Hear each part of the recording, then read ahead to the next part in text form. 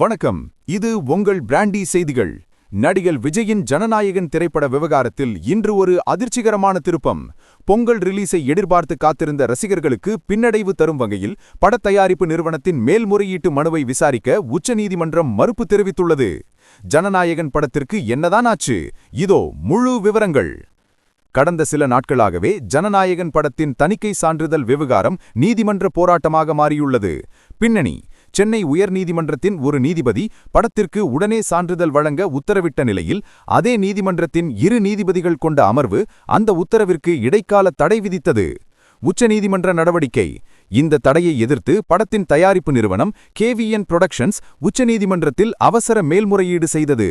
இன்றைய உத்தரவு: உயர்நீதிமன்றத்தில் வழக்கு நிலுவையில் இருக்கும்போது நாங்கள் இதில் தலையிட முடியாது, நீங்கள் உயர்நீதிமன்றத்தையே அணுகுங்கள் என கூறி மனுவை அவசரமாக விசாரிக்க உச்சநீதிமன்றம் மறுப்பு தெரிவித்துவிட்டது. இந்த உத்தரவால் ஜனநாயகன் படத்தின் தற்போதைய நிலை என்ன? பொங்கல் ரிலீஸ் ரத்து. இன்று ஜனவரி 15 பொங்கல் பண்டிகை என்பதால் படம் இன்று வெளியாக வேண்டியிருந்தது.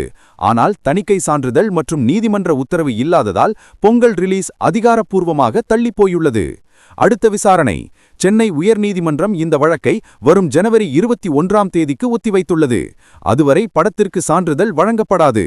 தளபதி ரசிகர்கள் ஏமாற்றம்.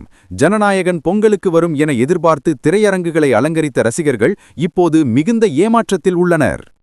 திரைக்கு வர துடிக்கும் ஜனநாயகன் சட்ட சிக்கல்களில் சிக்கித் தவிப்பது சினிமா வட்டாரத்தில் பெரும் விவாதத்தை கிளப்பியுள்ளது. ஜனவரி 21ஆம் தேதி உயர்நீதிமன்றம் என்ன தீர்ப்பு வழங்கும்?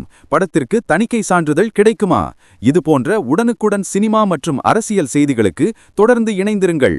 இது உங்கள் பிராண்டி செய்திகளுக்காக உங்கள் பிராண்டி.